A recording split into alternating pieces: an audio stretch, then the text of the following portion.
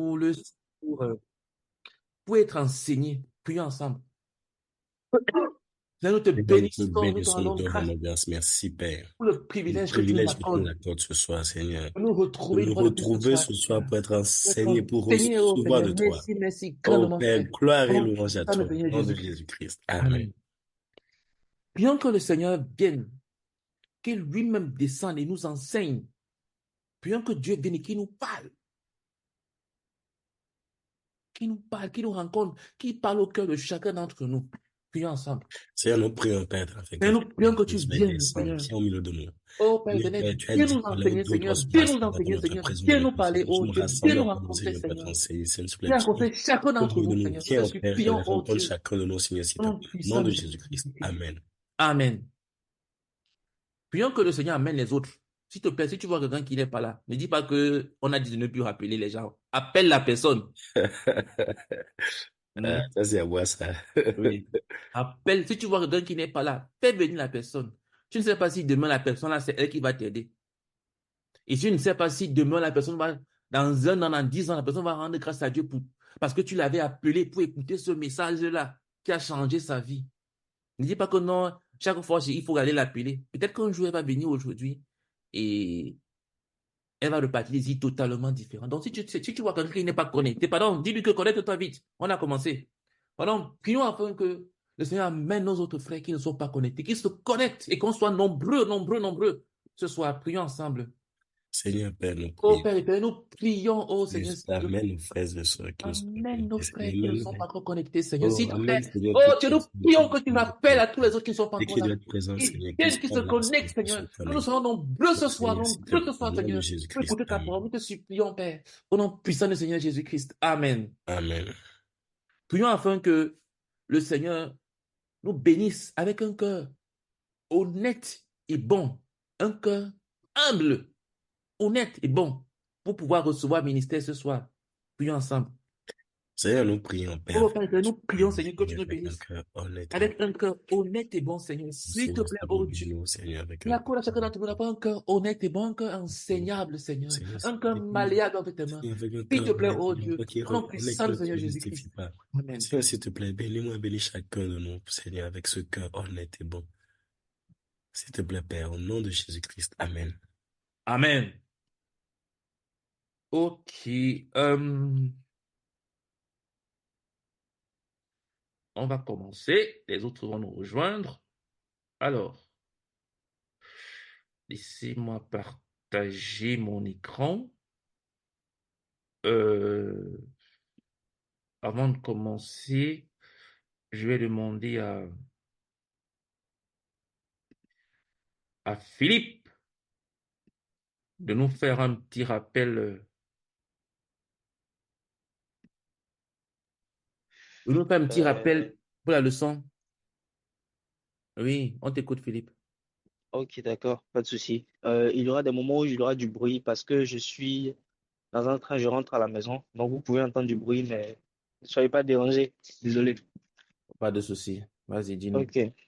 Alors, la semaine dernière, en fait, on avait commencé d'abord par faire le résumé qu'on avait vu la semaine d'avant. Et après, on est passé sur euh, le fait de savoir que le fait que nous marchions sur la terre et que nous sommes, et que nous soyons en équilibre, c'est vraiment ce qu'on appelle, c'est une loi qu'on appelle la loi donc de la pesanteur. Et le principe, c'est que avec cette loi, il n'y a pas d'exception. Du moment où tu es sur la terre, il n'est pas possible pour toi de ne pas subir la pesanteur. Et c'est de cette même manière-là, le péché aussi est. De sorte à dire que le péché est une loi qui s'applique toujours lorsque les conditions sont réunies. Et les conditions, c'était quoi? C'était la tentation et la désunion avec le Seigneur. Dès que ces deux conditions-là sont réunies, automatiquement, le péché automatiquement s'applique. Et tant que nous sommes des êtres humains, c'est-à-dire que peu importe hein, que nous soyons moche, beau, peu importe comment est-ce que nous sommes, tant que nous sommes des êtres humains, ça veut dire que automatiquement, la loi du péché s'applique toujours à nous. Et bon, il y a d'autres lois, hein, il y a d'autres lois dans le croyant charnel, notamment la loi de l'entendement, qui dit en fait que on ne pêche pas parce que on est faible, mais on pêche parce que l'effet de la loi s'applique, enfin enfin, comment on appelle ça, pardon, l'effet de la loi s'applique sur nous. Et cet effet-là, enfin, l'effet de cette loi-là, c'est le péché. Donc, quand on pense qu'on ne va plus pécher, la loi, elle s'en fout. Peu importe qu'on dise qu'on veut pécher ou qu'on ne veut pas pécher, la loi, elle demande juste une seule chose. Est-ce que tu es un être humain? Si oui, automatiquement, elle s'applique. Donc, elle va donc emmener à pécher les croyants charnels, même s'ils veulent plaire à Dieu. Et ça va faire que même si tu veux plaire, c'est-à-dire que tu te forces, tu te forces, tu te forces à vouloir plaire à Dieu, mais ça ne va pas, ça ne va pas marcher. Toutes tes tentatives vont échouer tout simplement parce que tu es un être humain. Donc, ça veut dire qu'on ne guérit pas en vrai, quoi. Pour conclure, en fait, par rapport à ça, ça veut dire qu'on ne guérit pas vraiment de l'addiction par rapport à cela. La seule manière de pouvoir guérir par rapport à une addiction de base, c'est de la remplacer par quelque chose d'autre, puisque on sait que la nature a horreur du péché. Donc, par rapport à ça, on se pose la question de savoir enfin, la nature a horreur du vide, pardon. On se pose la question donc de savoir qu'est-ce qu'on doit remplacer alors par ce vide-là enfin, par le péché, puisque on ne peut pas dire qu'on arrête de pécher et puis ne pas remplacer ça par quelque chose d'autre. Et la seule chose qui peut nous empêcher, qui peut ôter en nous cette addiction-là, c'est de croire à Jésus. Donc, c'est le seul chemin. Il faut l'accepter. Si tu ne l'acceptes pas, une chose est sûre, c'est que peu importe les tentatives que toi-même, en tant qu'humain, tu vas utiliser pour pouvoir arrêter cela, tu ne pourras pas. Donc, il faut reconnaître devant le Seigneur que tu ne peux pas par tes propres forces et qu'il faut que lui-même vienne à toi pour pouvoir t'aider. Donc, c'est un peu ce que j'ai pu retenir par rapport à l'enseignement de la semaine dernière. Je ne sais pas si vous m'entendiez bien, hein. Magnifique. Ok. On n'a pas entendu de brouillot autour. Gloire à Dieu alors. Alléluia. Merci beaucoup, Philippe. Mais au travers de ton partage et même au travers du partage de Martine, la victoire la semaine dernière, je me rends compte qu'il faut que j'ajoute un sujet de prière dans la préparation euh, pour l'enseignement. Il faut qu'on prie afin que le Seigneur nous ouvre les yeux. Je veux dire quoi? Nous accorde la révélation de l'enseignement. Parce que, oui, vous avez bien retransmis le message. Mais Philippe et Martine et tous les autres, bon, je prononce vos noms parce que c'est vous qui avez parlé. Mais je vous assure, il faut que tu parles de la manière dont le message s'applique dans ta vie. Et je t'assure que ce sera plus facile. Il ne s'agit pas de répéter les mêmes mots. Non. Parce que ce que l'on recherche, ce n'est pas de savoir si on a mémorisé, on a l'enregistrement qui est en cours. Ce qu'on recherche, c'est de savoir si le message a pénétré le cœur. C'est-à-dire que si tu t'es reconnu à l'intérieur. Et donc, quand tu retransmets, et c'est ça qui touche les gens, je vais dire, quand tu enseignes quelque chose, quand tu transmets quelque chose, parle à partir du cœur. Parle à partir du cœur, de sorte euh, que les gens puissent reconnaître de la vie, comment dire, que les gens puissent voir l'humanité à l'intérieur du message. C'est juste ce que je peux conseiller. Et pour ça, il faut que Dieu ouvre tes yeux et que tu puisses te voir dans le message. Vous savez, il y a entendu, bon, peut-être vous n'avez pas encore entendu, mais il y a parfois où ils arrivent quelque part pour la première fois à une campagne d'évangélisation, on parle de Dieu, et puis le prédicateur se met à prêcher, il donne des exemples, et la personne a l'impression que c'est sa vie que l'on est en train de raconter devant. Pourquoi? Parce que le Saint-Esprit est en train de pénétrer dans son cœur. La personne pourrait sortir de là, ne même pas savoir quels sont les mots que le prédicateur a dit. Mais c'est juste que son cœur a été transpercé. C'est de ça que je parle. Et je vous assure, quand tu remets un message comme ça, je vais dire, avec ce qui est dans ta vie, dans ton cœur, tu expliques pas, on n'est pas en train de dire que tu fais ton témoignage, non, que tu donnes, mais tu expliques comment le message s'inscrit dans ta vie. C'est différent. C'est, je veux dire quoi? C'est différent. Mais merci beaucoup. Au moins, ça montre que vous avez suivi. Vous avez retenu les mots, les expressions. Que moi-même, peut-être que si je n'avais pas écouté, j'allais oublier. Gloire à Dieu. Merci beaucoup. Prions afin que le Seigneur nous accorde la révélation pendant qu'on écoute le message d'aujourd'hui. Aujourd'hui, on va voir l'introduction, la première phase d'entrer dans la délivrance. Mais prions pour que Dieu nous accorde la révélation. Que Dieu ouvre tes yeux. Parce que devant chaque homme, il y a comme un voile à plusieurs couches. Quand il y a beaucoup de couches, le voile est comme opaque, il est comme épais et tu ne vois pas devant. Plus tu avances, plus on enlève les couches et plus ces choses commencent à s'éclaircir. Il faut que le voile soit déchiré. Et quand le voile est déchiré, quand tu vois, on n'a pas besoin de beaucoup t'expliquer ce que tu vois. Toi-même, quand tu vois, toi-même, tu peux décrire. Donc, prions pour que Dieu nous accorde la révélation, que Dieu ouvre nos yeux, afin que nous puissions nous voir dans l'enseignement, dans le message d'aujourd'hui. Prions ensemble. Seigneur, je prie, Père, Prions, que tu Seigneur, ouvres s'il nos te plaît, yeux, oh Seigneur, que Dieu. tu ouvres les Seigneur, yeux de chaque. ouvre nos yeux, Seigneur. Ouvre Seigneur, nos s'il te yeux. plaît, Nous accorde la prions que tu révélation. déchires le voile. Nous prions que tu Oh déchires le Seigneur, voile, s'il te Seigneur plaît, Dieu. Seigneur, Que Père, tu accordes à déchire le chacun voile, d'entre nous de Seigneur. se Je voir dans le prie, Seigneur, message. Père, d'être Oh compris, Seigneur, de se reconnaître dans le de te message. comprendre. S'il te plaît, Oh Seigneur. Seigneur, s'il te Au plaît, puissant nom de ouvre nos Jésus-Christ. commandements. Oh Seigneur, s'il te plaît.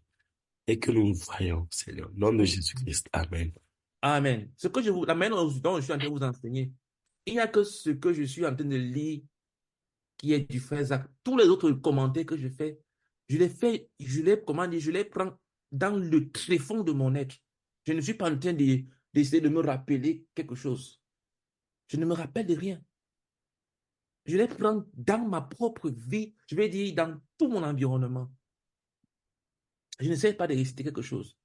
Donc quand tu écoutes le message, écoute avec tes tripes et que tu puisses te reconnaître, que tu puisses identifier que le message touche ta vie. Donc nous allons voir, comme je l'ai dit, l'introduction à la délivrance. Parce que ce que nous sommes en train d'étudier, c'est le chemin de la sanctification, c'est-à-dire comment avoir une vie sanctifiée, délivrée de la puissance du péché. Remarquez qu'on n'a pas dit délivrée du péché, mais de la puissance du péché. Ça veut dire quoi? Ça veut dire que tu vas vivre une vie où le péché n'a plus de pouvoir sur toi. Où tu n'es plus obligé de pécher, te repentir, pécher, te repentir, pécher, te repentir, mais où tu es totalement libre de tout péché.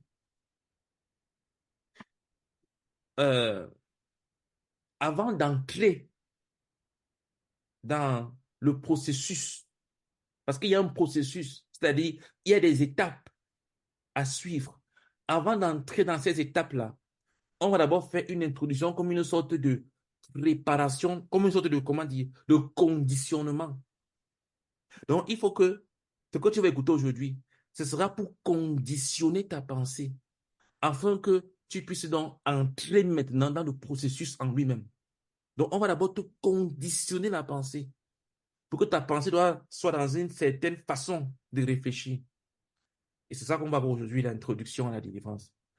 Comme nous l'avons déjà vu, le péché est une loi. Et ceux qui sont tenus dans ces liens ne peuvent pas se libérer eux-mêmes. Ils peuvent essayer par leur propre énergie, mais ils échoueront. La délivrance est possible pour tous les croyants charnels. Elle se trouve dans le Seigneur Jésus-Christ. Cependant, la délivrance doit être précédée par le fait que la personne arrive à bout d'elle-même. À bout d'elle-même. Si le croyant charnel ne voit pas encore qu'il n'y a rien de bon dans sa chair, il n'est pas prêt pour la délivrance. Il continuera à essayer et même à se glorifier de ses réalisations. Il tentera de servir le Seigneur dans l'énergie de la chair. Et il pourra même arriver à produire certains résultats qui le conduiront à croire qu'il fait du progrès. Dieu ne peut pas faire grand-chose pour lui pendant qu'il compte sur lui-même. Nous insistons sur le fait que la délivrance est pour ceux qui sont arrivés à bout d'eux-mêmes. Si tu trouves un homme en train de se noyer dans la mer et que tu essaies de le secourir pendant qu'il se débat pour se sauver lui-même, il peut vous faire noyer tous les deux. La meilleure chose est de le laisser épuiser ses forces, arriver à un point de désespoir et plus ou moins cesser ses propres tentatives. C'est alors qu'il pourra permettre que tu le suives. Quand une personne arrive à bout d'elle-même, elle crie au Seigneur Jésus en signe de dépendance totale. Écoute, avant de continuer, jusqu'à ce que tu arrives à bout de toi-même, jusqu'à ce que tu puisses reconnaître que je suis misérable à cause du péché, je ne peux pas m'en sortir. Je t'assure, tu ne peux pas te délivrer du péché. Tu vas peut-être t'efforcer, tu vas réussir pendant 1 semaine, 2 semaines, 1 mois. Il y a des jours où tu seras heureux, tu seras joyeux, tu seras content. Et tu vas croire que la vie est rose. Et puis un jour, tu vas encore tomber dans le péché. Et tu vas perdre ta joie. Écoute, il faut que tu arrives à bout de toi-même, que tu confesses que le péché, je ne peux pas de moi-même m'en délivrer. Je peux me repentir du péché, mais je ne peux pas m'en délivrer moi-même. J'ai besoin d'un sauveur.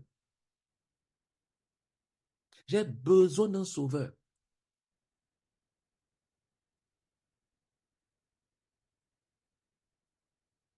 Pourquoi est-ce que les gens traînent longtemps dans le péché? C'est dommage, je ne vois pas Ambrosine a connecté. Pourtant, elle m'a posé la question, mais je ne la vois pas connectée. C'est vraiment dommage. Martine, pardon, essaie de la joindre. Elle m'a posé une question et je lui ai dit, Marie, d'être connectée. On est en train de répondre à la question, mais je ne la vois pas connectée. Donc, jusqu'à ce que tu sois arrivé à bout de toi-même, tu ne peux pas être délivré.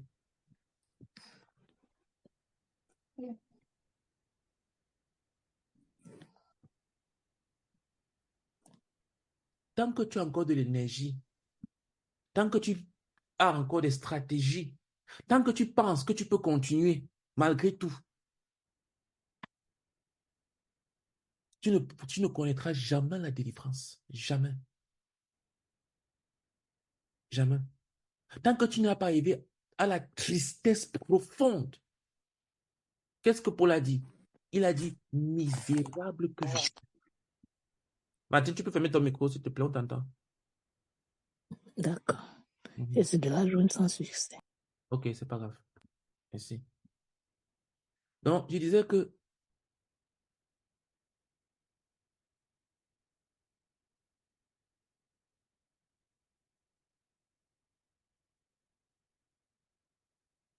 tant que tu n'es pas arrivé à bout de toi-même, tu ne peux pas connaître la délivrance du péché. Et Paul a dit, misérable que je suis. Donc, tant que tu n'es pas arrivé au point où tu dis que je suis misérable, tu n'as pas encore connu. Il y a des gens parmi nous qui ne comprennent pas encore ce que je suis en train de dire, qui le comprendront peut-être plus tard. Il y a certains qui le comprennent. Il faut que tu arrives au point où tu confesses que tu es misérable et que tu comprennes que la délivrance ne se trouve pas en toi. Dans ce cas, on entend souvent les gens, ils expriment du genre, ah, il faut faire ceci, il faut faire cela. il faut faire comme ça, il faut faire comme ça. Ils sont centrés sur eux-mêmes et ils croient qu'ils peuvent se délivrer eux-mêmes du péché. Non. Tu dois te repentir de tout péché. Mais la délivrance appartient à Dieu, à Jésus-Christ. Tu dois confesser et abandonner toute voie de péché. Mais la délivrance appartient à Jésus-Christ.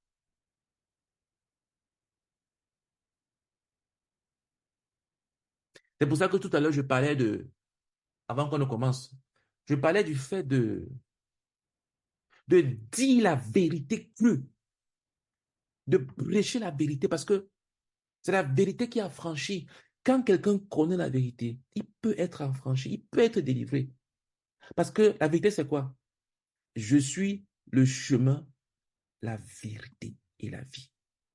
Quand je suis en train de dire la vérité aux gens, je suis en train de leur donner Jésus. Je suis en train de leur donner la personne qui peut les délivrer. Mais si je caresse les gens en leur disant, ah non, euh, c'est comme ça, et puis je vais leur faire du mal. Je vais leur faire du mal. Je vais leur faire du mal. Je dois donner la vérité aux gens. Je dois leur dire la vérité. Parce que la vérité, c'est Jésus-Christ. Mais si je dis, ah vraiment, la personne, si elle n'est pas encore prête, il faut que je laisse d'abord grandir. Ce que tu ne sais pas, c'est que le péché grandit aussi. Le péché que quelqu'un commet aujourd'hui, ce n'est pas le même péché qu'il va commettre demain. Je vais dire quoi quand il dit que ce n'est pas le même péché? Ça veut dire que le péché là qu'il commet aujourd'hui n'aura pas la même force que demain. Parce que demain, elle se sera développée, elle sera devenue plus forte. C'est un péché, il sera devenu plus fort. Et il sera plus difficile d'abandonner. Ça veut dire que si je vois quelqu'un qui vit dans le péché, et que je ne lui dis pas clairement qu'il vit dans le péché, mais je dis non, si je lui dis ça, ça peut l'effrayer, la personne part. Et donc, du coup, je vais arrondir les bords pendant que la personne nage autour là. Ce que je ne sais pas, c'est que pendant que la personne est là, autour de moi, en train de lui donner des paroles mensongères, elle va s'endurcir. Elle va endurcir son cœur. Elle va croire qu'on peut avoir un pied avec Dieu et un pied dans le péché. Nous devons dire la vérité aux gens, sans les obliger à accepter. Nous devons leur donner la vérité. On doit donner l'occasion aux gens au moins de pouvoir dire non à la vérité. Les gens n'ont même pas encore dit non, on dit non à leur place. Jésus-Christ est la vérité. Si tu vois quelqu'un qui commet un péché, dis-lui qu'il commet un péché. Dis-lui que tu es en train de commettre un péché. Ce que tu fais, c'est un péché. Je t'assure, il va te haïr, il va te détester, mais il saura que tu es vrai. Il ne va jamais dire que tu es faux. Il saura que tu es vrai. Qu'est-ce qu'on dit souvent? Pourquoi tu me juges? Tu es qui pour me juger? Mais on ne dit jamais que mais ce que tu dis là, c'est faux. Tu es faux. Tu es un faux pasteur. Jamais. Mais on dit, mais qu'est-ce qu'ils disent? Pourquoi tu me juges? Parce que, ils ne disent pas que ce que tu dis est faux. Ils disent pourquoi tu me juges? Parce qu'ils savent que ce que tu dis est vrai. Et c'est la vérité qui délivre. C'est la vérité qui délivre. C'est la vérité qui délivre. Oui. Qu'est-ce que j'ai vu? Voilà. Euh, oui, on est là. Tu peux penser que oui, il va te pardonner. Écoute, quand tu penses que tu vas pécher et que Dieu va te pardonner, tu es en train de confesser que tu n'es pas un enfant de Dieu. Parce que le péché, c'est un couteau que tu plantes dans le cœur de Dieu. Quand tu pêches, tu es en train d'enfoncer un couteau dans le cœur de Dieu. Parce que c'est pour ça que Jésus-Christ est parti mourir à la croix, qu'on a planté les clous dans ses mains et dans ses pieds, et qu'on a percé son côté avec une lance. C'est à cause de ton péché. Et toi, tu dis que tu vas encore aller pécher. Et tu crois que le Dieu qui est au ciel, avec ses yeux rouges de feu, il va te regarder. Je dis souvent à mes enfants que je ne veux pas que vous reteniez les, les, les, les, les dessins animés de la Bible. Parce que ce n'est pas la Bible. Parce que quand je leur pose des questions dans la Bible, ils me disent des choses que je ne sais pas où ils ont lu ça. Ils me disent qu'ils ont vu ça à la télé. Ils me disent qu'ils ont vu ça à la télé. Je leur dis que c'est faux. Ce n'est pas écrit dans la Bible. Donc, il y a une certaine image de Jésus que l'on présente dans les cinémas. Vous voyez, chaque 25 décembre, on montait souvent les films de Jésus à la télé. Comment Jésus était là, il montait, il souriait, il était gentil, il était comme ça, il paraissait un peu grêle là.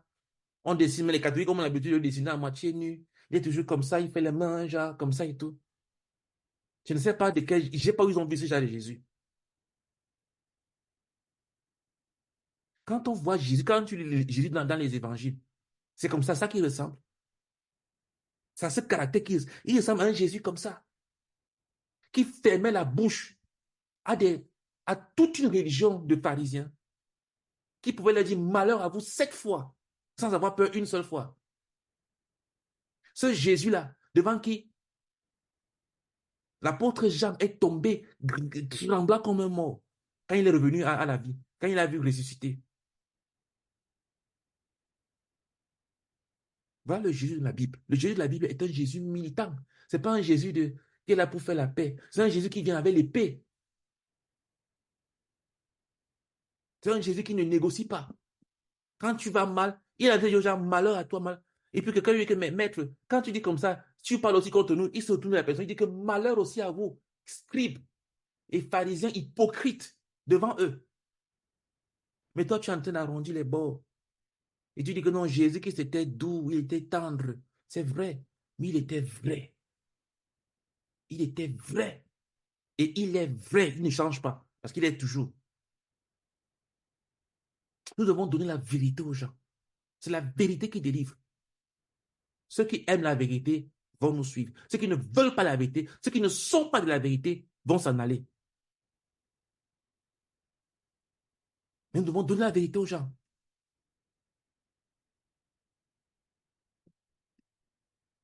Quand quelqu'un a remarqué qu'il est dans le péché et qu'il ne peut pas s'en sortir, quand il est arrivé à bout de lui-même, alors, il va regarder à Jésus-Christ. Il va dire, je suis misérable. Seigneur Jésus-Christ, viens à mon aide. C'est là où la délivrance va commencer. Mais jusqu'à ce que tu vas faire des stratégies, tu vas commencer à faire des choses et tout, et tout, et tout. Parce que tu crois que on dit que tu es wise, tu es sage. Le diable va te rouler 3 fois. Parce que le diable est triplement, infiniment plus sage que toi. Et il est plus patient que toi. Et il vit depuis des milliers, des milliards, je ne sais pas combien d'années. Donc tu ne peux pas le tromper. Mais Jésus-Christ est plus grand que lui.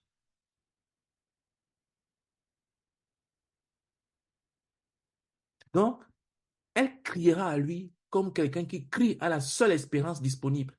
Et le Seigneur ne le décevra pas. Dieu doit ouvrir les yeux du croyant charnel pour qu'il voie les choses suivantes. Écoute, ce qu'on m'a dit là, ce n'est pas l'intellect, ce n'est pas la tête. C'est une révélation. Il faut que Dieu ouvre tes yeux. Dieu doit ouvrir tes yeux. Ce n'est pas une recette de cuisine que tu vas prendre un livre et puis tu vas commencer à lire. Non. Il faut que Dieu ouvre tes yeux. Donc, s'il te plaît, je te supplie d'ouvrir ton cœur à Dieu. Ouvre ton cœur à Dieu. Ouvre ton cœur à Dieu afin qu'il puisse ouvrir tes yeux. Donc, voici sur lesquels il faut que tes yeux soient ouverts. Premièrement, le danger de la vie dans le péché qui est la mort. Si vous vivez selon la chair, vous mourrez.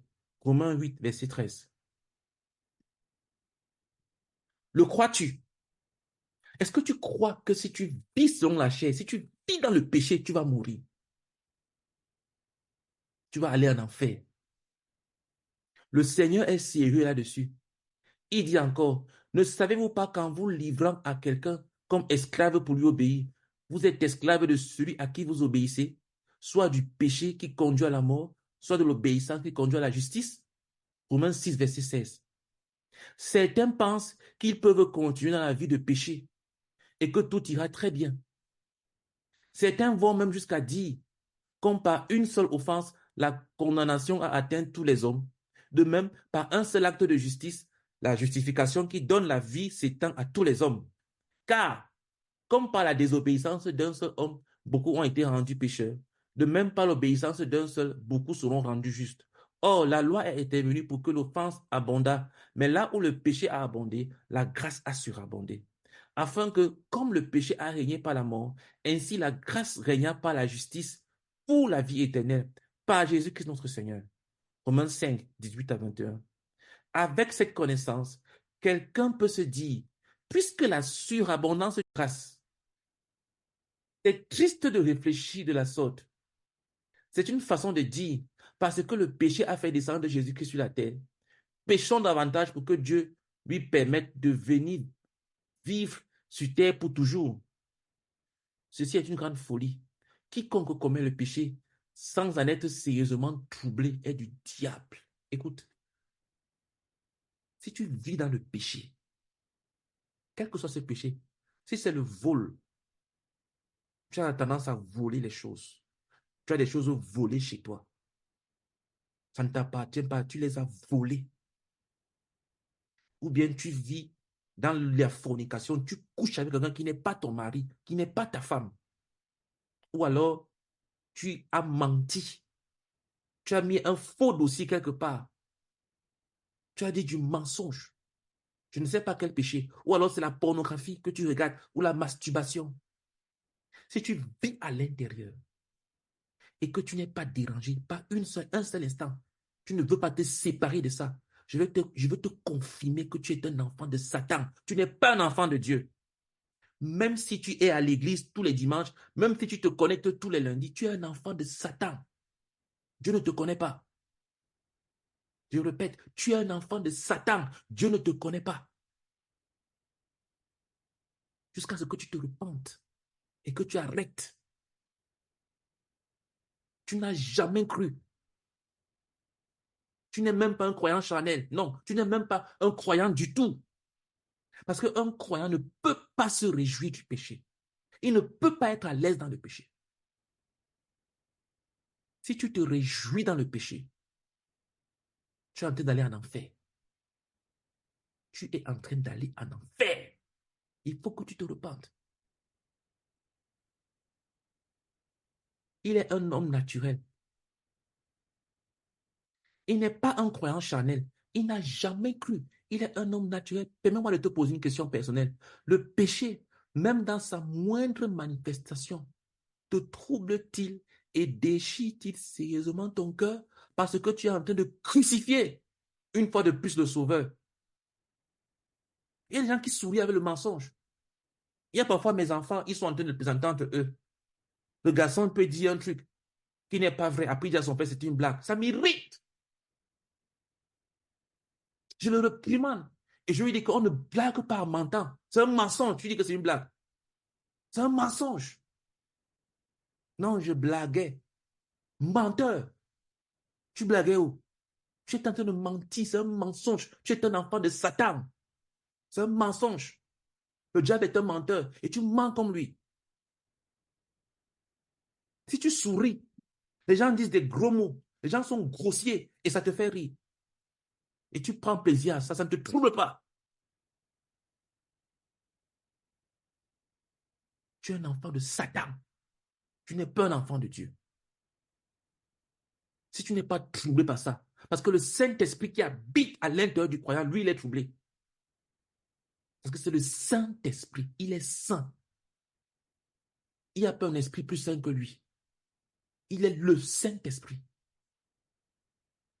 Le Saint-Esprit de Dieu habite en toi. Et tu jouis du péché, c'est impossible. Ça ne vient pas de Dieu. Sinon, cela indique, si tu n'es pas troublé, alors, cela indique que tu n'es pas un enfant de Dieu. Tu appartiens à ton père, le diable. Car c'est seulement dans son royaume que les gens pêchent et prennent cela à la légère. Hein? Quelqu'un marie qui blague. Pour ceux qui sont enfants de Dieu, ils reçoivent la révélation des dangers d'une vie de péché dès la nouvelle naissance. Ce n'est pas qu'ils vont grandir. Non.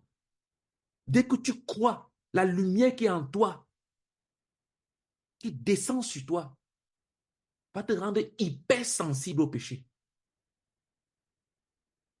La lumière qui va descendre sur toi te rendra hypersensible au péché. Ce sera comme si il y a de l'acide qui est descendu sur toi. Tu ne peux pas juste être indifférent. Tu es dans un bus et tu vois quelqu'un mal habillé, une femme qui s'habille mal, qui expose sa poitrine, et ça ne te trouble pas. Ou bien tu es dans le train, le métro, tu vois deux personnes qui s'embrassent, et ça ne t'horripile pas. Ça ne dresse pas tes cheveux sur la tête. Tu dis, ah, moi je ne les juge pas. Tu es un enfant de Satan. C'est pas que je les juge, parce que tu es comme eux. Parce que l'Esprit de Dieu qui est à l'intérieur de toi, lui va les juger. Il sera troublé. Il n'aura pas la paix. Mais tu vois des gens qui s'embrassent dans les transports, qui se touchent, qui font des choses bizarres, et tu n'es pas perturbé. Dès que tu es un enfant de Dieu, dès la nouvelle naissance, l'Esprit de Dieu descend sur toi. Et pendant que la personne commence à marcher avec le Seigneur et entre dans le conflit avec le péché, elle reçoit encore plus de révélations sur l'horreur du péché. Plus tu es un enfant de Dieu, plus tu grandis, et plus tu vas haïr le péché. Un enfant de Dieu qui grandit et qui commence à s'attacher au péché, c'est une contradiction de thème. Dieu a-t-il ouvert tes yeux d'une façon croissante sur le péché? Sinon, demande-lui.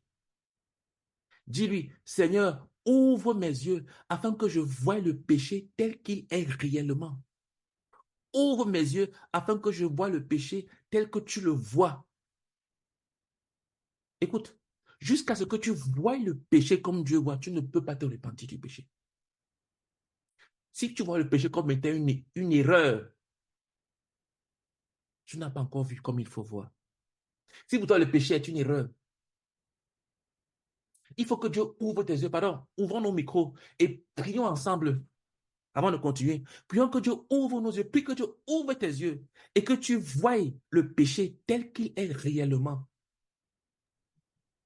Tel que tu le vois. Prions ensemble. Seigneur, je prie afin que tu ouvres mes yeux, Seigneur. Je prie que tu Seigneur, je te ouvres mes prie yeux, afin Seigneur, que que je Seigneur, vois le péché tel que tu le vois, ouvre Seigneur. mes yeux, Seigneur. S'il te plaît, oh Dieu, Ouvre mes yeux, ouvre mes Seigneur, yeux, Seigneur. afin que je Oh vois le Dieu, péché ouvre tel mes que yeux, tu le Seigneur. vois, Seigneur, Ouvre mes yeux, Père Dieu. Seigneur. Ouvre mes yeux, Ouvre Seigneur. mes yeux, Seigneur, Afin que je mes yeux, vois le Seigneur, péché Père comme tu le Dieu, afin vois. que je vois Oh le péché Seigneur, je tel que toi tu prie le que tu vois, ouvres mes Seigneur, yeux. Père Dieu. Je prie que tu Oh ouvres Dieu, mes yeux, Seigneur, Seigneur. je sais que je te prie. Afin que je Amen. puisse voir le péché tel que tu le vois, Seigneur. S'il te plaît. Au nom puissant du Seigneur Jésus-Christ. Amen. Amen. Amen. OK. Deuxième chose, l'impossibilité, il faut que tu ouvres tes yeux pour que tu voies l'impossibilité pour la chair de vaincre le péché en luttant d'elle-même. Tu ne peux pas vaincre le péché de toi-même, à moins qu'il ne voie que l'homme ne peut pas vaincre le péché et ne peut donc pas espérer être libéré du péché. Le croyant charnel ne se tournera pas entièrement vers le libérateur. Il continuera à lutter de lui-même. Il faut que Dieu ouvre tes yeux et que tu vois que tu ne peux pas te délivrer du péché de toi-même. Bon, comme je l'ai dit, si déjà tu ne veux même pas te délivrer, ce que je viens de te dire ne s'adresse pas à toi. Mais si tu es un enfant de Dieu, alors tu veux être délivré. Tu sais que le péché n'est pas correct. Tu veux être délivré. Tu veux être saint, séparé de tout péché, toute immoralité, tout mensonge, toute impureté. Mais tant que tu vas continuer à lutter de toi-même, pensant que de toi-même tu peux te libérer, tu es en train de t'enfoncer davantage. Tu es en train de prolonger ta prison. Tant que tu seras centré sur toi, te regardant toi, pensant que la solution se trouve en toi, tu vas continuer dans le péché. Troisièmement, il faut que Dieu ouvre tes yeux pour que tu voies la possibilité d'être délivré. Comment quelqu'un peut-il se tourner vers le libérateur, à moins qu'il croie qu'il peut être complètement délivré? Dieu doit ouvrir les yeux du croyant charnel afin qu'il voie que Dieu est capable de sanctifier parfaitement, aussi bien qu'il est capable de sauver jusqu'à la perfection ceux qui se tournent vers lui par la foi en son Fils. Crois-tu que la délivrance totale se trouve dans le Seigneur Jésus? Il y a des gens qui croient en Jésus-Christ comme leur sauveur, mais ils ne croient pas en Jésus-Christ comme leur sanctification. Ils croient qu'ils iront au ciel grâce à Jésus, mais ils ne croient pas que Jésus-Christ est celui qui peut les sanctifier. Écoute, Dieu nous a tout donné en Jésus. Dieu a vidé le ciel pour nous donner ce qu'il avait de plus précieux. Et qu'est-ce qu'il avait de plus précieux? C'était son Fils unique, Jésus-Christ. Nous avons tout en Jésus-Christ. Tout. Tout ce que tu peux connaître, on l'a en Jésus-Christ. Il est l'alpha et l'oméga. Nous avons tout en lui. Est-ce que tu es impatient? Tu vas trouver la patience en Jésus-Christ. Est-ce que tu es colérique? Tu vas trouver le repos en Jésus-Christ. Est-ce que tu es immoral? Tu vas trouver le repos en Jésus-Christ. Tout est en Jésus-Christ. Tu peux résoudre tout problème dans ta vie en te concentrant non pas sur le problème ni sur toi-même, mais en te concentrant sur ta relation avec Jésus-Christ. Dieu nous a tout donné en Jésus-Christ. Jésus-Christ est notre tout. Dieu n'a plus rien à nous donner. Et Dieu ne nous donnera rien en dehors de Jésus. Tu as tout en Jésus-Christ.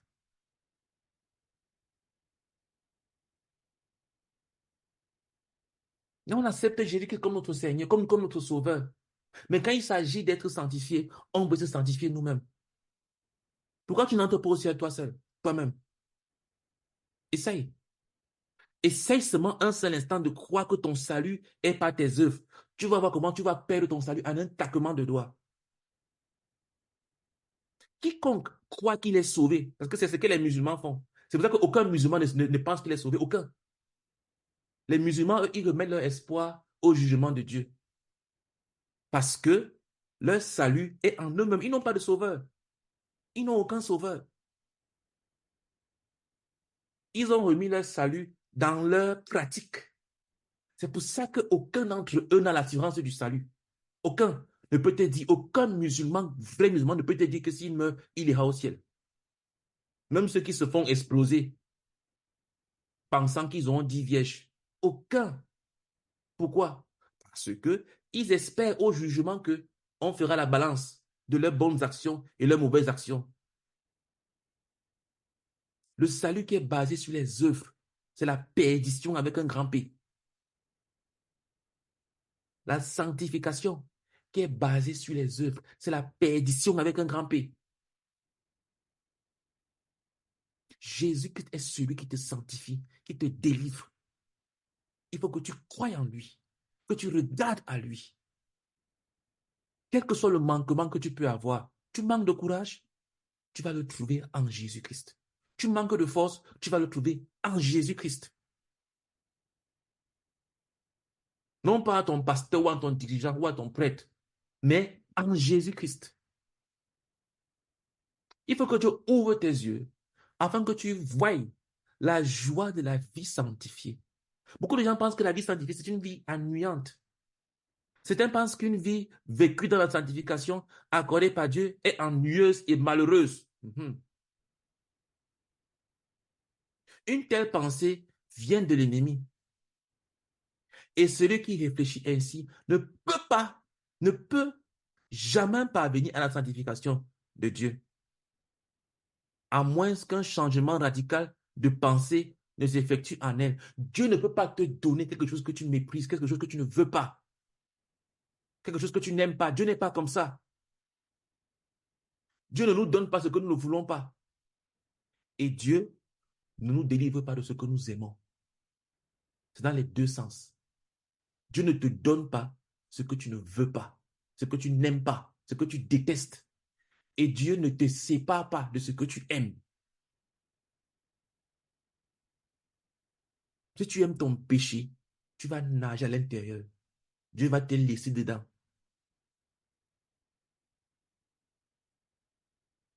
Si tu n'aimes pas, si pour toi la vie de sanctification, c'est une vie où on fait, oh, les gens sont habillés, les gens font toujours comme ça, comme certaines personnes qui se croient spirituelles. Ils croient qu'être spirituel, c'est vivre comme un moine. C'est vivre, aller se retirer de la civilisation, aller seulement rester comme ça. Tu vois comment quelqu'un marche comme ça et tout. Et il croit qu'il est spirituel. Zéro. Dieu regarde au cœur. Il ne regarde pas toutes ces conneries-là. Dieu regarde à ton cœur. Quelqu'un peut marcher comme ça. Ou bien une femme peut s'habiller, mettre le foulard jusqu'à cacher même les yeux comme les musulmans font en Afghanistan, mais avec un cœur pourri. Ce n'est pas ça la sanctification. La sanctification, c'est d'abord à partir du cœur. C'est pas parce qu'une femme s'habille en grosse robe qui couvre tous ses pieds, tout son corps, que ça veut dire qu'elle est sanctifiée. Mais une femme qui s'habille mal est certainement pas sanctifiée du tout. Si tu t'habilles en gros habits, avec les foulards, tout ce que tu veux là, ce n'est pas ça qui montre que tu es sanctifié. Mais si tu t'habilles de façon à exposer ton corps, tu es certainement pas sanctifié.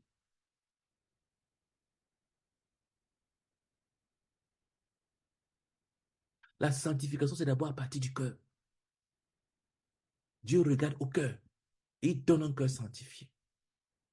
Mais il ne donne pas un cœur que tu ne veux pas, un truc que tu n'aimes pas. Dieu ne conduira pas ses enfants à quelque chose qu'il ne désire pas. Si tu ne veux pas ça, Dieu ne te donnera pas ça. Si tu penses que être sanctifié, ça sera une vie ennuyante. Ah, ça veut dire qu'il ne faut plus que je fasse ça. Je ne vais pas faire ceci. Je ne veux pas. Les gens qui conçoivent la vie chrétienne, qu'on ne fait pas ceci, ne fait pas ça, ils croient que c'est la vie chrétienne. Ils croient que la vie chrétienne consiste à ne fais pas ceci, ne fais pas ça. Ou alors, fais ça, ne fais pas comme ça. Ce n'est pas ça la vie chrétienne. La vie chrétienne, ce n'est pas ne fais pas ou ne fais pas ceci. Non. La vie chrétienne, c'est la vie de Jésus-Christ en toi. C'est quelqu'un d'autre qui vit à l'intérieur de toi. C'est ça qu'on appelle la vie sanctifiée. Et c'est une vie magnifique, merveilleuse, pleine de lumière, pleine d'extase. Écoute, c'est Dieu qui a créé les émotions.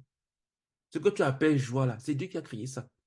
Comment celui qui a créé la joie, quand il va venir te remplir, tu vas perdre la joie? Comment? Celui qui a créé la bonne humeur, qui a créé le bonheur, tout ce que tu connais là. Comment le créateur de toutes ces choses-là, lorsqu'il va entrer en toi pleinement et que tu vas commencer à vivre comme il veut, exactement comme il veut, comment penses-tu que tu vas perdre ces choses? C'est pour ça que les gens qui croient que la vie sanctifiée, c'est être triste là, ce sont des menteurs. Une personne qui dit qu'elle est sanctifiée, mais qui est toujours triste, les visages froissés comme ça, elle fait comme si elle pourrait porter le reste du monde. Elle n'a rien à voir avec Dieu. Rien à voir avec Dieu. C'est un mensonge. Elle n'a pas sanctifié. La sanctification apporte la joie. Ça remplit ton cœur d'abondance, de zèle, de zeste, de sel, de piment, de sucre. La sanctification ne te rend pas, misérable, je ne sais pas. Tu vas te dire que vraiment, les non-croyants là, ils sont bien. Hein. Eux là, ils sont toujours heureux. Les voilà qui partent danser, ils sont heureux. Regardez comment ils sautent de joie. Vraiment, moi, je suis ici là avec ma grosse Bible. Il faut que je lise ma Bible. Je suis fatigué de lire la Bible. Il faut que j'aille prier de longues heures. Je suis fatigué de prier tous les jours. On me dit qu'il faut que je m'habille comme ça, je m'habille comme ça, je m'habille comme ça. S'il te plaît, va danser en boîte avec un non-croyant parce que tu es en train de perdre ton temps. Va faire comme eux. Parce que c'est plein dans ton cœur. Et c'est là que Dieu regarde. Tu peux t'asseoir au salon tous les jours, mais dans ton cœur, tu es en boîte de nuit tous les nuits.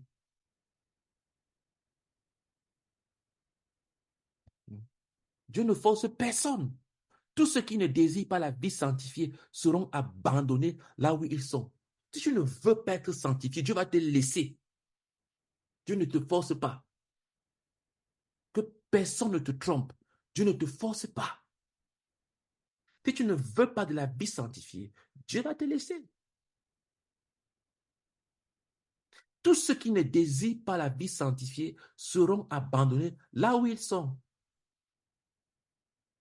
La vie sanctifiée est pourtant une vie de bénédiction réelle. C'est la vie que Dieu mène lui-même. C'est la vie de Dieu. C'est la vie de Jésus-Christ. C'est comme ça que Jésus-Christ vit.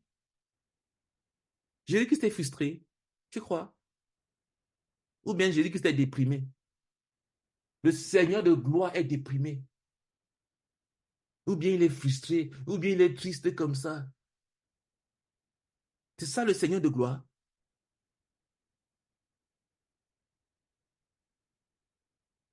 N'est-ce pas le plus grand privilège terrestre que d'entrer dans cette vie? Combien c'est triste que très peu de gens la désirent de tout leur cœur. Est-ce que tu désires de tout ton cœur la vie sanctifiée? Est-ce que de tout ton cœur tu veux la vie de sanctification? Ou bien pour toi c'est une chose ennuyante? Est-ce que tu veux être rempli de Dieu, rempli de Dieu, rempli de Dieu? Écoute, nous sommes en pleine Cannes. Peut-être que, je ne sais pas s'il y a des matchs, peut-être qu'il y a des matchs qui se jouent, peut-être c'est pour ça que certaines personnes sont absentes. Mais la joie que tu vois dans les stades là, ou même la tristesse, tout ce que tu vois, toutes ces émotions-là, c'est Dieu qui a créé tout ça. C'est lui qui est le créateur de toutes ces choses. Comment celui qui les a créés, tu penses que lui, que sa propre vie en est dépourvue? Il nous a créés à son image. Donc, ce sont ces choses qui se trouvent en lui, dans leur parfait état. Dieu ne change pas. Il n'y a pas un nombre de variations en lui. Dieu n'est pas content aujourd'hui, demain il est triste. En ce qui concerne l'éternité. Mais dans sa relation avec nous, on peut attrister le cœur de Dieu. Mais en tant que Dieu dans l'éternité, Dieu ne change pas.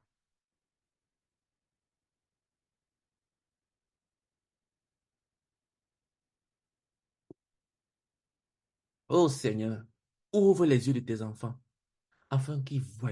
Oh Seigneur, je prie que tu ouvres les yeux. Seigneur, je prie que tu ouvres nos yeux, Seigneur. Je prie que tu ouvres nos yeux.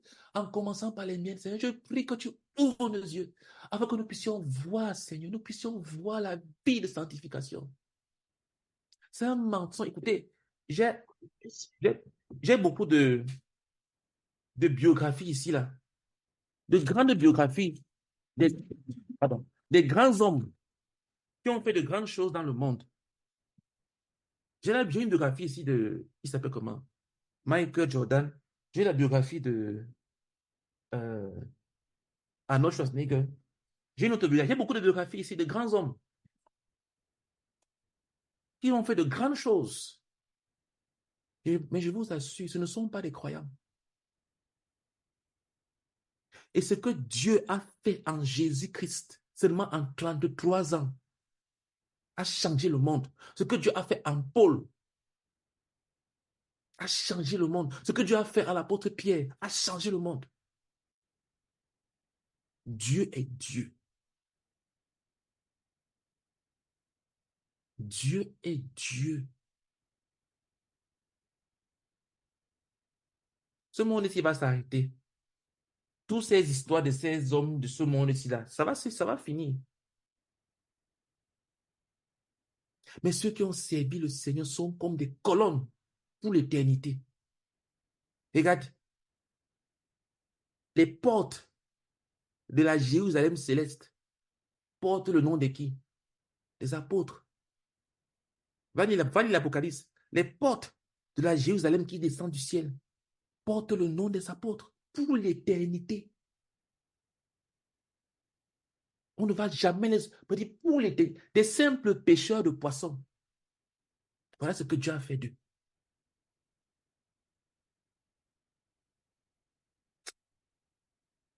On ne se moque pas de Dieu. Dieu ne sera le débiteur de personne.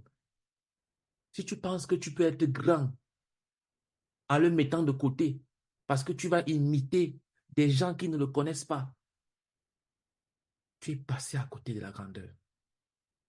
Tu es passé à côté de la grandeur. Les choses de Dieu ressemblent souvent comme à des échecs. Quand Jésus-Christ est mort à la croix, ça ressemblait à un échec. Ses disciples sont tous partis, sont éparpillés. C'est comme si les choses s'étaient arrêtées, le mouvement s'était arrêté.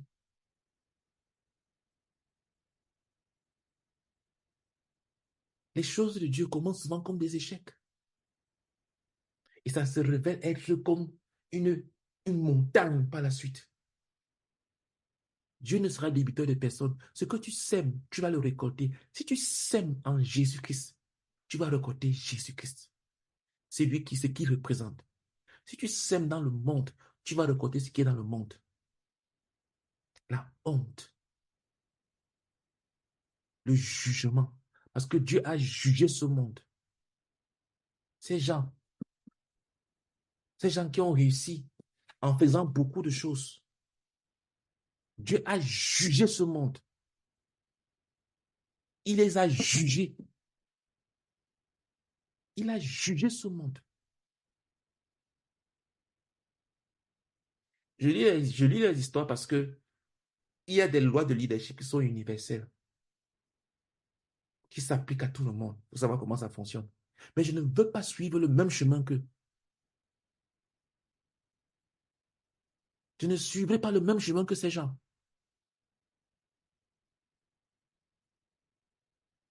Je ne veux pas être comme eux. Je ne veux pas être grand selon les critères. Parce que ce monde a été jugé. Pendant que nous parlons de la nécessité de voir, je me souviens d'une histoire racontée dans l'Ancien Testament. La Bible dit, le roi de Syrie était en guerre avec Israël. Et dans un conseil qu'il tient avec ses serviteurs, il dit, mon camp sera dans un tel lieu, mais l'homme de Dieu fit dire au roi d'Israël, garde-toi de passer dans ce lieu, car les Syriens y descendent. Et le roi d'Israël envoya des gens pour s'y tenir en observation, vers le lieu que lui avait mentionné et signalé l'homme de Dieu. Cela arriva non pas une fois ni deux fois. Le roi de Syrie en eut le cœur agité. Il appela ses serviteurs, il leur dit, ne voulez-vous pas me déclarer lequel de vous est pour le roi d'Israël? L'un de ses serviteurs répondit, personne, ô roi mon Seigneur. Mais Élisée le prophète, qui est en Israël, rapporte au roi d'Israël les paroles que tu prononces dans ta chambre à coucher. Regardez la puissance de Dieu. Ce n'est pas le maraboutage. Élisée n'était pas un marabout. Regardez la puissance de Dieu. Ce ne sont pas les prophéties, des matchs de Coupe d'Afrique que les pasteurs, les faux types là passent à nous mentir. Il y a beaucoup de prophètes qui se révèlent là pendant la Coupe d'Afrique que telle équipe de son pays va gagner. C'est ce que Dieu lui a dit jusqu'à ce que son pays est éliminé. Regardez la puissance. Un homme est là-bas, il voit ce que tu fais dans ta chambre. Et le roi dit, allez et voyez où il est, et je le ferai prendre. On vint lui dire, voici il est à Dothan. Il envoya des chevaux, des chars et une forte troupe qui arrivaient de nuit et qui enveloppaient la ville. Le serviteur de l'homme de Dieu se leva de bon matin et sortit.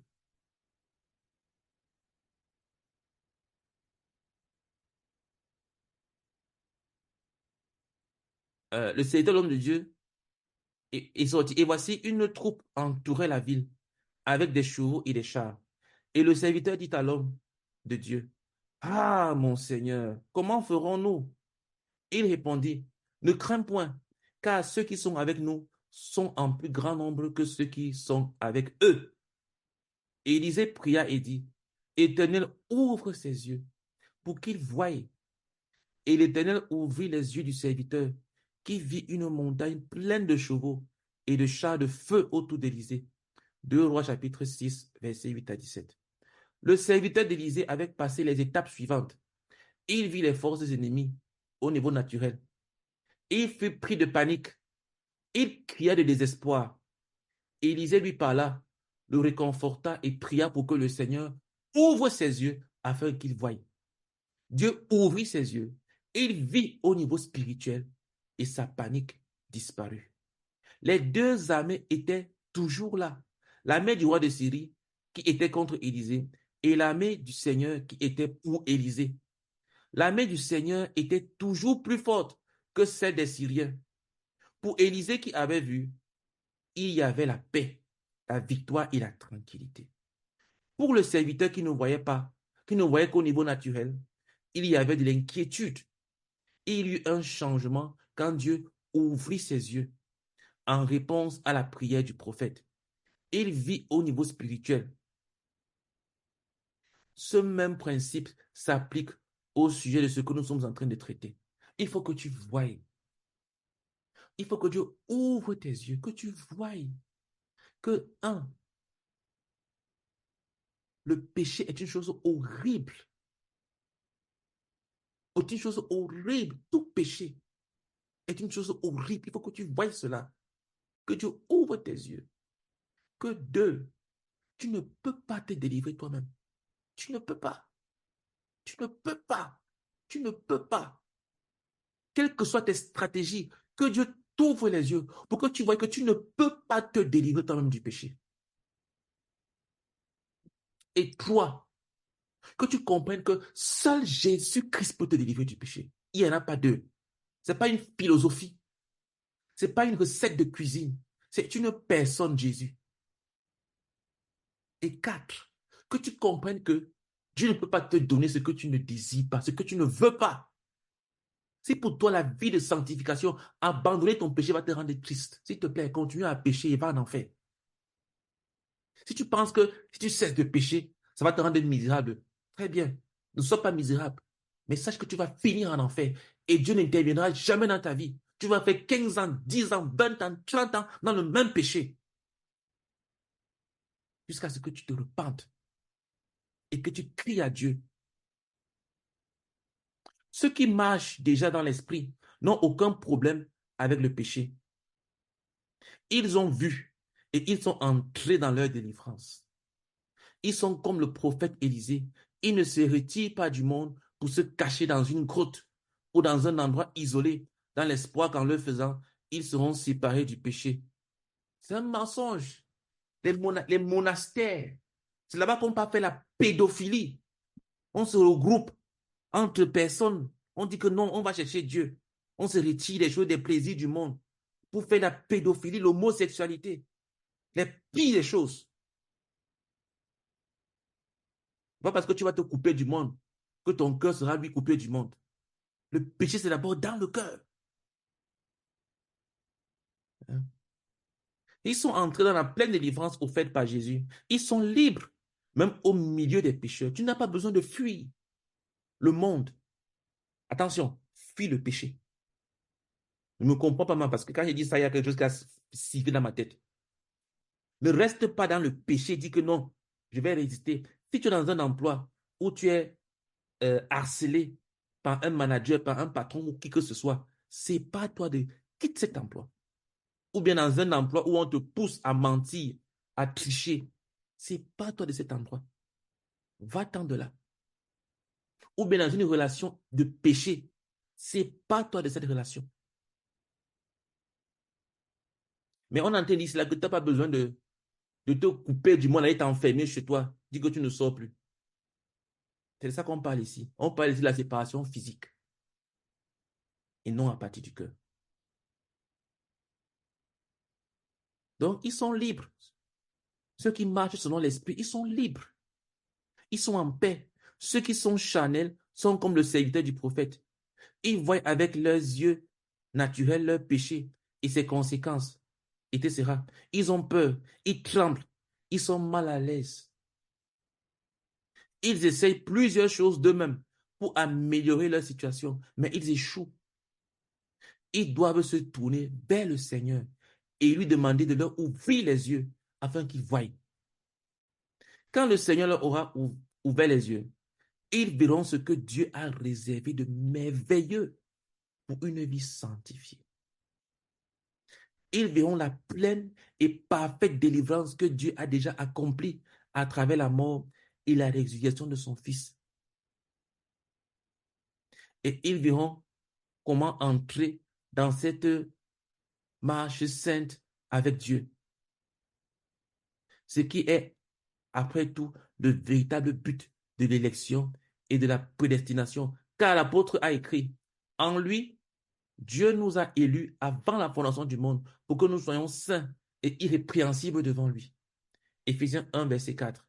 Et vous qui étiez autrefois étrangers et ennemis par vos pensées et par vos mauvaises œuvres, il vous a maintenant réconciliés par sa mort dans le corps de sa chair, pour vous faire paraître devant lui saint, irrépréhensible et sans reproche. Colossiens 1, versets 21 à 22. Je voudrais insister sur une chose. Écoute, il y a une gloire dans une vie sanctifiée. Il y a d'abord une sorte d'assurance. Ce n'est pas de l'orgueil. Tu n'es pas orgueilleux parce que tu ne méprises pas les gens. Mais tu es rassuré dans ta relation avec Dieu. Tu n'es pas en train de te demander si tu es sauvé ou pas.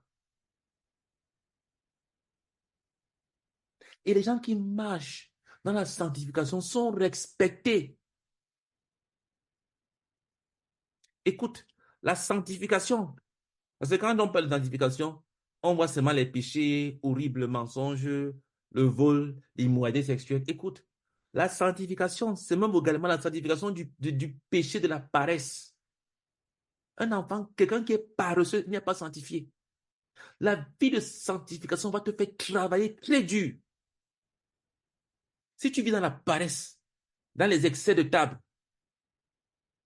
dans la gourmandise, dans la gloutonnerie, tu n'es pas sanctifié. Tu n'es pas en train de vivre une vie sanctifiée.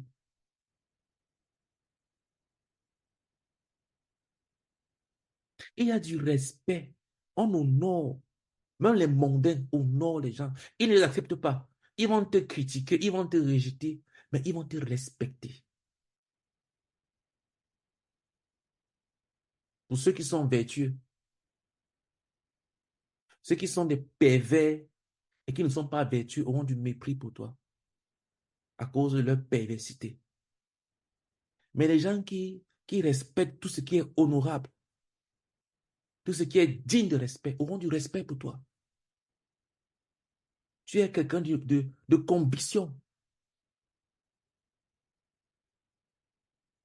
Il y a une gloire que le monde ne connaît pas, à marcher dans la sanctification. Une fille qui est sanctifiée, elle est respectée. Les garçons ont même peur de s'approcher d'elle. Sauf que, elle va dire, comment est-ce que je vais me marier si les garçons ont peur de s'approcher de moi? Non. C'est que Dieu va préparer ce diamant-là pour toi. Pour que ce garçon qui lui aussi est sanctifié, vous puissiez vous rencontrer sur le chemin de la sanctification. Il va éloigner tous ces bambins, ces garçons inutiles pour venir te perdre le temps. Quand tu es sérieuse, une fille qui est sérieuse avec Dieu, qui ne s'amuse pas avec le Seigneur, Dieu va te donner quelqu'un qui est sérieux, qui ne s'amuse pas. Mais si tu plaisantes, une fille qui, ces dames sont toujours dehors, c'est 52 dames, elle regarde tout le monde, elle fait les bêtises comme on voit souvent les sœurs faire.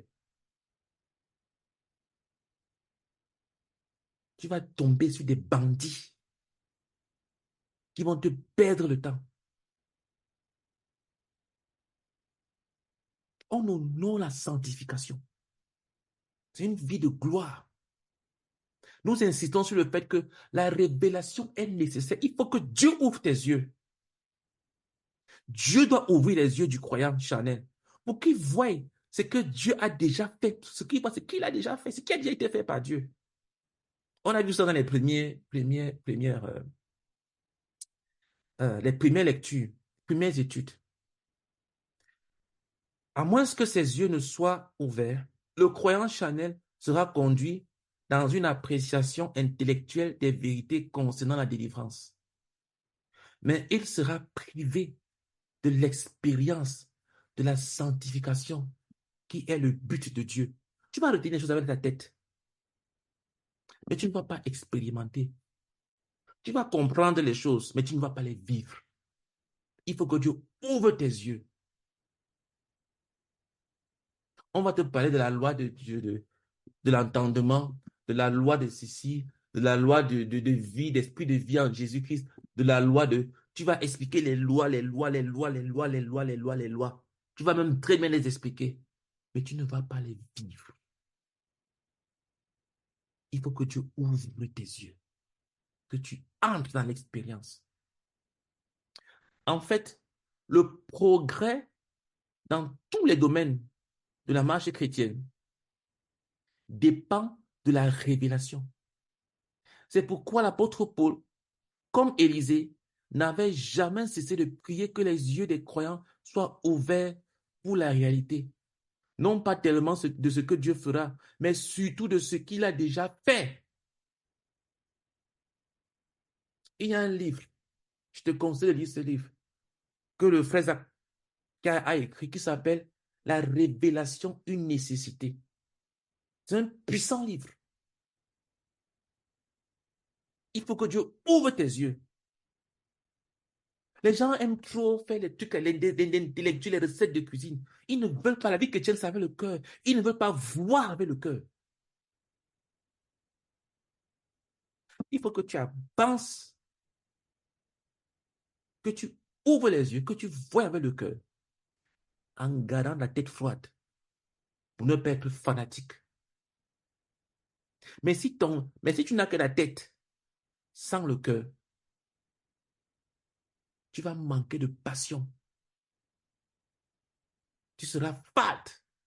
Un chrétien qui est rempli de tête, il est fade, il est sans sel, il n'a pas de piquant. Il n'a pas de sucre, il n'est pas pimenté. Un chrétien qui n'a que le cœur, qui n'a pas de tête, c'est un fanatique qui ne réfléchit pas, il n'ira pas loin. Il va faire beaucoup de bruit, puis il va s'arrêter. Il va manquer de caractère. Non, on avance avec le cœur et on garde la tête froide. Il faut que Dieu te montre ce qu'il a déjà fait. Il désirait que leurs yeux, on parle de Paul, que leurs yeux, il désirait que leurs yeux puissent être ouverts afin qu'ils voient et qu'ils entrent en possession de leur héritage dont ils ne jouissaient pas, bien que cet héritage fût présent. Quelquefois, il priait dans cette direction en disant, afin que le Dieu de notre Seigneur Jésus-Christ, le Père de gloire, vous donne un esprit de sagesse et de révélation dans sa connaissance et qu'il illumine les yeux de votre cœur pour que vous sachiez quelle est l'espérance qui s'attache à son appel, quelle est la richesse de la gloire de son héritage, qui réserve aux saints, et quelle est envers nous qui croyons l'infinie grandeur de sa puissance, se manifestant avec efficacité par la vertu de sa force. Il l'a déployé, écoutez, il l'a déployé en Christ, en le ressuscitant des morts et en le faisant asseoir à la droite dans les lieux célestes, au-dessus de toute domination, de toute autorité, de toute puissance, de toute dignité et de tout nom qui se peut nommer, non seulement dans le siècle présent, mais encore dans le siècle à venir. Il a tout mis sous ses pieds et il a donné pour chef suprême à l'Église, qui est son corps, la plénitude de celui qui remplit tout en tous. Éphésiens 1, du verset 17 au verset 23. Il continua d'intercéder en disant, afin qu'il vous donne, selon la richesse de sa gloire, d'être puissamment fortifié par son esprit dans l'homme intérieur, en sorte que Christ habite dans vos cœurs par la foi, afin qu'étant enraciné et fondé dans l'amour, vous puissiez comprendre avec tous les saints quelle est la largeur, la longueur, la profondeur et la hauteur, et connaître l'amour de Christ qui surpasse toute connaissance, en sorte que vous soyez remplis jusqu'à toute la plénitude de Dieu. Éphésiens 3, verset 16 à 19. Voilà les choses que Dieu a fait. Dieu les a déjà fait pour nous. Écoute, quand tu parles avec Jésus-Christ, tu parles avec celui qui est au-dessus de toute domination. De quoi as-tu peur? Tu as peur de quoi? Dieu a tout mis sous ses pieds. Tu as peur de quoi? Que peut te faire un démon? Que peut te faire un sorcier? Que peut te faire un marabout? Que peut te faire un enchanteur?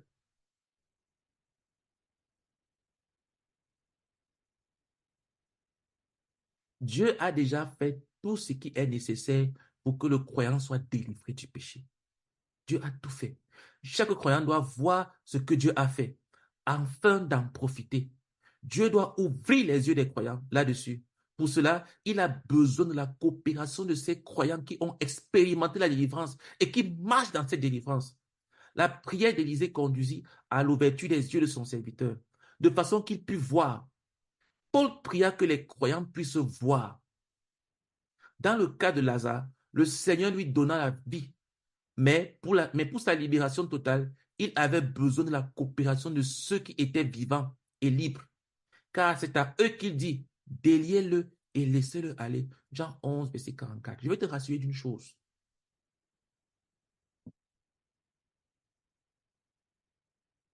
Dieu délivre du péché. Personnellement, dans mon expérience personnelle, je l'ai expérimenté pendant au moins un mois où j'ai l'impression que j'étais un autre homme. C'était en 2020. Je ne faisais aucun effort, particulièrement comme avant. Mais c'est comme si j'avais quelque chose qui me portait juste. Dieu délivre du péché. Il fait en sorte que les choses que tu vois qui sont comme des tentations pour toi, tu commences à les détester, tu ne les remarques même pas. Parce que la tentation, c'est quoi? La tentation, c'est ce qui est à l'intérieur de toi qu'on appelle convoitise. Quand les deux se rencontrent, ce qui est à l'extérieur et ce qui est à l'intérieur se rencontrent. C'est là où il y a la tentation. On est tenté par les choses qui sont à l'intérieur de nous.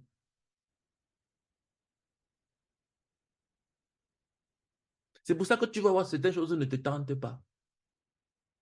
Mais ça tente d'autres personnes. Tu n'es pas, bon, je ne te connais pas, hein, je ne connais pas tout le monde.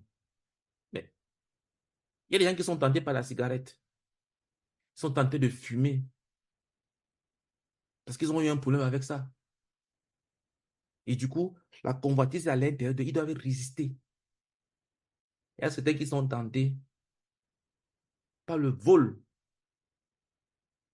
Certains sont tentés par le mensonge.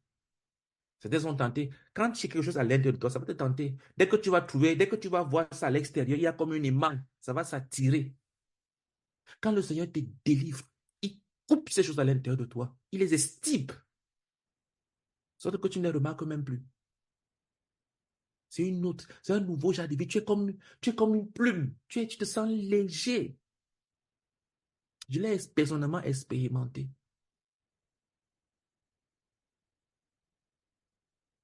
Je ne dis pas que je l'expérimente de façon continuelle, mais je sais que c'est possible. Je suis encore en chemin moi-même qui vous parle. Mais je peux dire que je l'ai expérimenté pendant un mois. Ça devait être le mois de novembre 2020. Novembre ou décembre, je me souviens entre les deux. C'était la première fois que j'expérimentais ce genre de vie. Mais je sais que c'est pour ça que je sais que c'est possible. La vie qui consiste à résister au péché, à dire non, il ne faut pas que je tombe, il ne faut pas que je pêche, il ne faut pas, il ne faut pas, il ne faut pas. Ce n'est pas ça la vie sanctifiée. J'avais expérimenté cette vie-là. Et je vais encore continuer à l'expérimenter. Je te délivre de ces choses. Tu es focalisé sur lui. Pendant tout ce mois, j'avais médité 2 fois par jour le matin. J'ai rencontré Dieu le matin, je rencontrais Dieu le soir. J'étais rempli de Dieu. Tout mon cœur n'était que penché vers Dieu.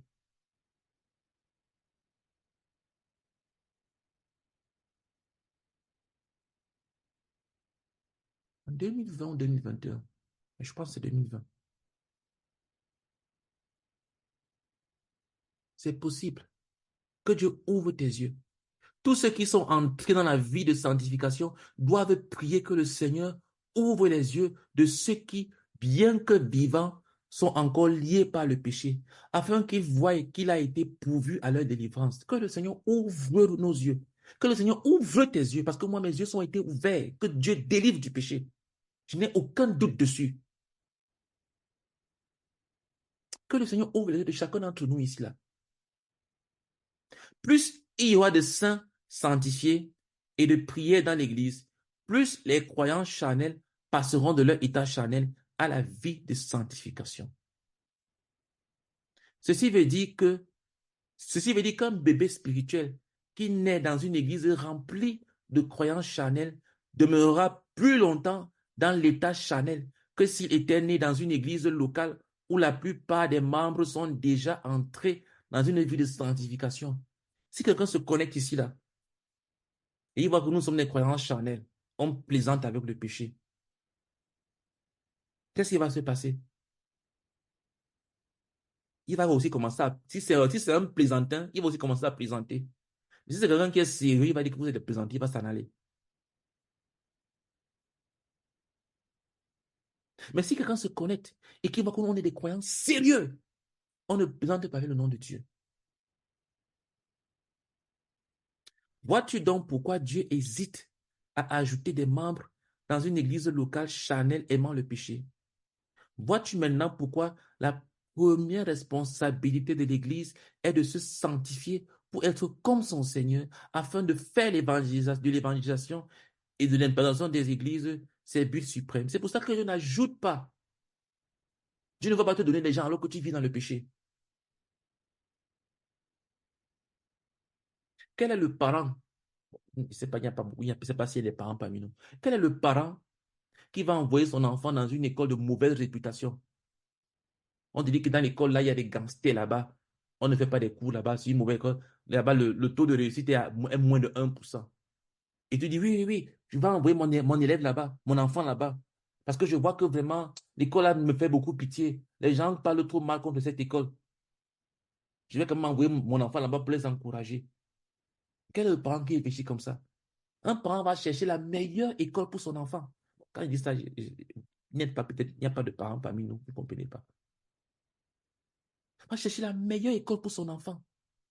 Et tu penses que Dieu va te confier quelqu'un, son enfant, il va te donner son enfant, alors que toi, tu aimes le péché.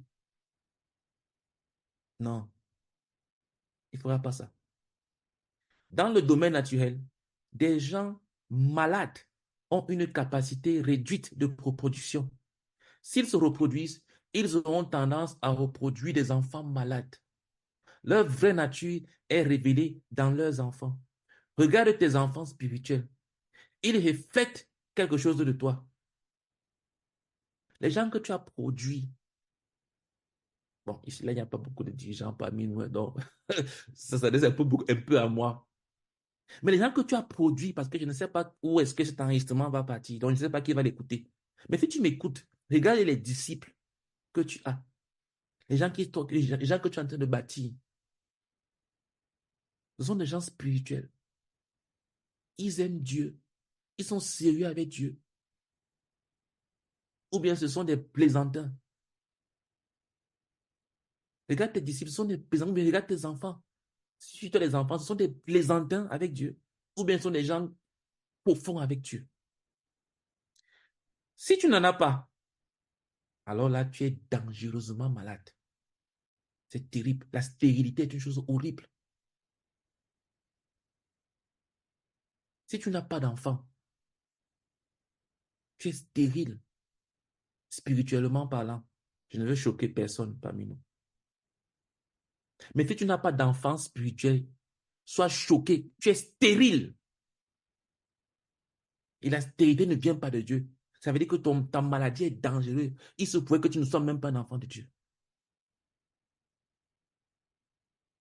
S'ils sont faibles, alors tu joues avec le péché, quelque part.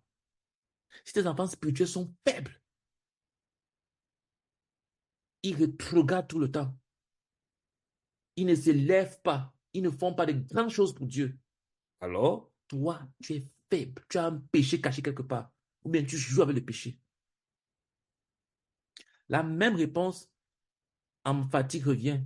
Oui, nous sommes morts avec Christ. S'ils sont forts à l'image de Christ, ceci indique ce qu'est ta marche avec le Seigneur. Si tes enfants spirituels sont forts, marchent avec Dieu, alors cela montre quelque chose qui est à l'intérieur de toi. C'est pour ça que je me suis efforcé en disant que si quelqu'un est autour de moi, je vais le pousser à travailler dur. Je vais le pousser à chercher Dieu de toutes ses forces pour qu'il n'aille pas me trahir. Mais si tu es autour de moi et que tu es paresseux ou bien que tu aimes le péché, je vais tout faire pour que tu fuis. Toi-même, tu vas voir que tu es déconnecté. Sans que je ne fasse quelque chose. Tu vas voir que la distance va commencer à se créer. De plus en plus, on va s'éloigner.